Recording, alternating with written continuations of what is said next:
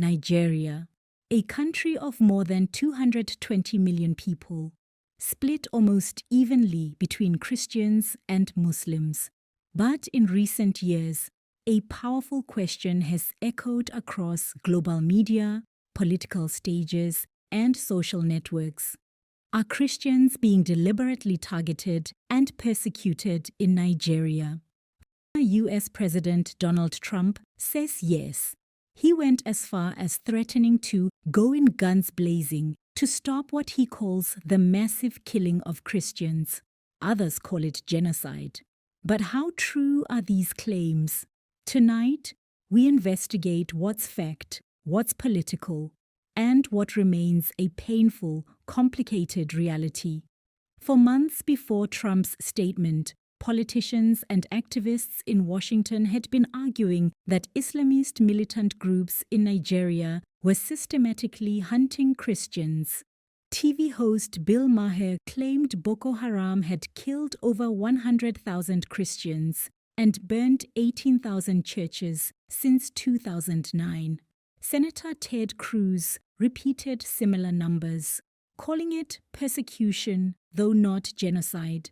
These claims spread rapidly across social media, gaining traction among church groups and human rights campaigns worldwide. But the Nigerian government rejected these statements, calling them a gross misrepresentation of reality. Officials insisted the terrorists kill Muslims, Christians, and even those who follow no religion. Victims, they said, are people who refuse the militants' ideology, not people from one faith alone. So where are these huge numbers coming from? A major source is a group called Inter-Society, a Nigerian human rights NGO.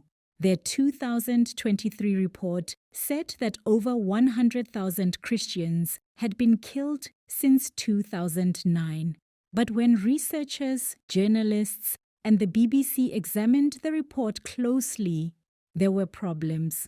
No full list of sources. Media stories cited in their research did not mention religion of victims. Some events appeared counted more than once. When reporters added up the deaths from the news stories used, the total came to about 3,000, not 7,000 or 100,000. Inter-Society responded, saying they estimate additional deaths, including those who never returned from captivity, but did not show their method. In short, the numbers are not fully verifiable. Nigeria's violence is not one conflict, but many.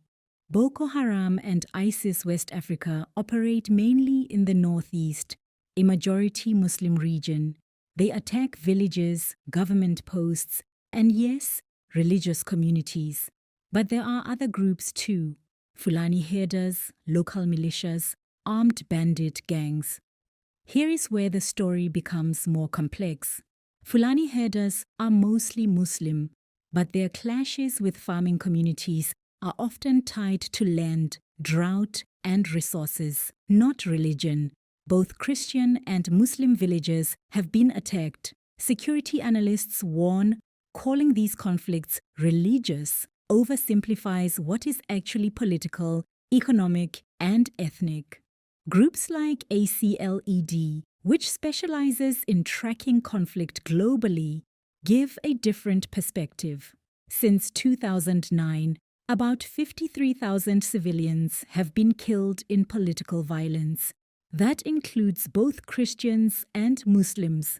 From 2020 to 2025, ACLED recorded 384 attacks specifically targeting Christians, resulting in 317 deaths.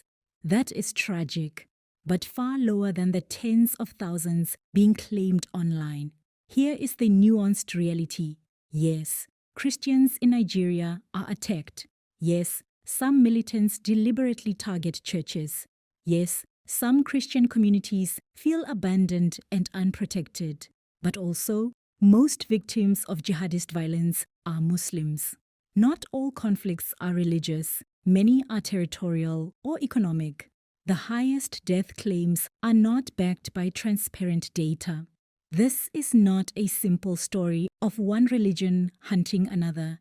It is the story of a country struggling with insurgency, poverty, corruption, climate pressure, and regional power struggles.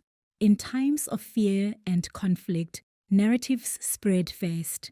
But when numbers are used to ignite anger, mobilize politics, or shape foreign policy, facts matter more than ever. Nigeria is a nation in pain, but the truth is more complex than a viral headline.